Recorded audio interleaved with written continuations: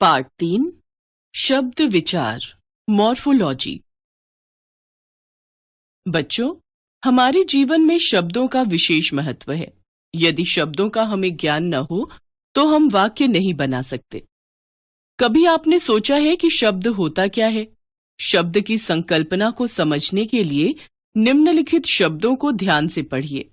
अ जमा ल जमा अ जमा म जमा आ जमा र जमा ई अलमारी।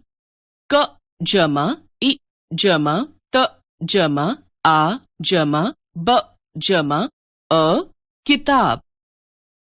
आप देख सकते हैं कि ये दोनों शब्द अलग अलग ध्वनियों के मेल से बने हैं। अतः यह कहा जा सकता है कि शब्द विभिन्न ध्वनियों के मेल से बनते हैं। यहाँ यह बात ध्यान रखनी चाहिए कि शब्द में आने वाली ध्वनियां एक निश्चित क्रम में आती हैं। यदि यह क्रम बदल दिया जाए तो इस तरह से बनी रचनाएं जरूरी नहीं है कि शब्द हों ही। जैसे यदि किताब शब्द की ध्वनियों का क्रम बदल दिया जाए तो इस तरह से बनी बताकी ब जमा अ जमा त जमा आ जमा क जमा ई जैसी रचना को शब्द नहीं कह सकते, क्योंकि इसका हिंदी में कोई अर्थ नहीं है। अतः शब्द का कोई न कोई अर्थ होना बहुत जरूरी है। इस तरह हम कह सकते हैं कि शब्द भाषा की अर्थवान इकाई है।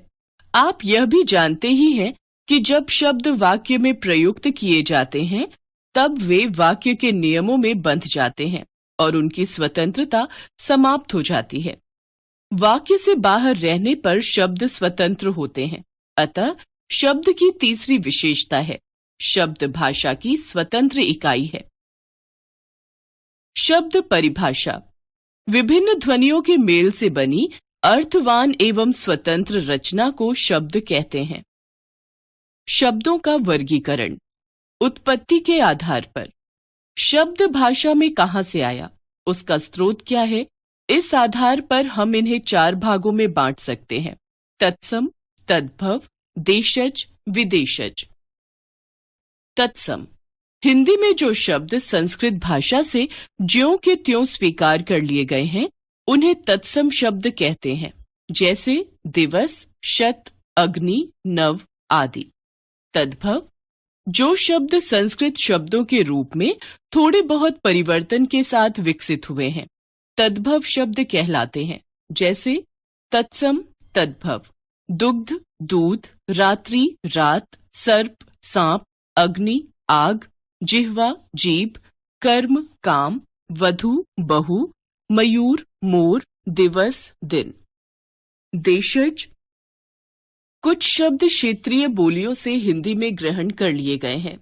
चूंकि ये शब्द आम क्षेत्रीय अंचल की बोलियों से हिंदी में आए हैं, इसलिए इन्हें देशज शब्द कहते हैं, जैसे पगड़ी, डोरी, पेट, लोटा आदि। विदेशज कुछ शब्द हिंदी में अरबी, फारसी, अंग्रेजी, पुर्तगाली आदि विदेशी भाषाओं से आए हैं। ये विदेशज शब्द कहलाते हैं, जैसे अरबी औरत, आदमी, अखबार, इंसाफ, कब्र, सुबह, दफ्तर आदि। फारसी खूबसूरत, आसमान, खून, गुलाब आदि। अंग्रेजी car, engine, company, gas, college, ticket आदि। पुर्तगाली अलमारी, कप्तान, गमला, तौलिया, साबुन आदि। रचना के आधार पर इस आधार पर शब्दों को 3 भागों में बांटा जाता है: रूढ़ शब्द, यौगिक शब्द, योग रूढ़ शब्द। रूढ़ शब्द इन शब्दों की रचना सरल होती है तथा इनके और अधिक अर्थवान खंड नहीं किए जा सकते, जैसे नाक, माला, सिंह, झंडा आदि। यौगिक शब्द ऐसे शब्द 2 शब्दों या शब्दांशों के योग से बनते हैं।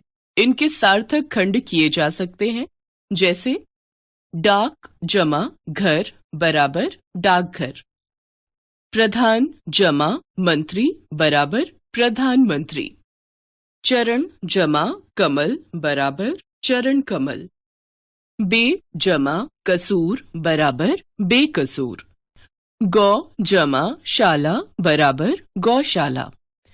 ईमान जमा दार बराबर ईमानदार। योग रूढ़ शब्द। ऐसे शब्द भी दो शब्दों के योग से बनते हैं, मगर इनके टुकड़े करने पर इनके सीधे अर्थ न निकलकर विशेष अर्थ निकलते हैं। जैसे घर जमा वाली बराबर घर वाली, घर की मालकिन अर्थात पत्नी।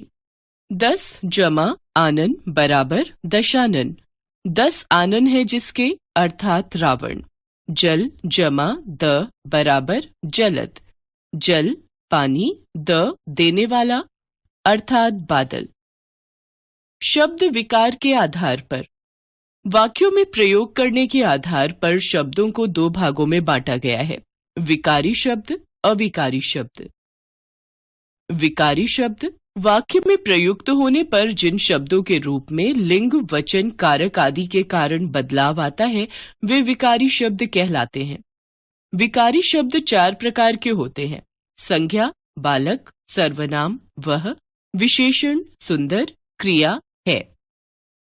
अविकारी शब्द वाक्य में प्रयुक्त होने पर जिन शब्दों के रूप में लिंग, वचन, कारक आदि के कारण कोई बदलाव नहीं आता है वे अविकारी शब्द कहलाते हैं।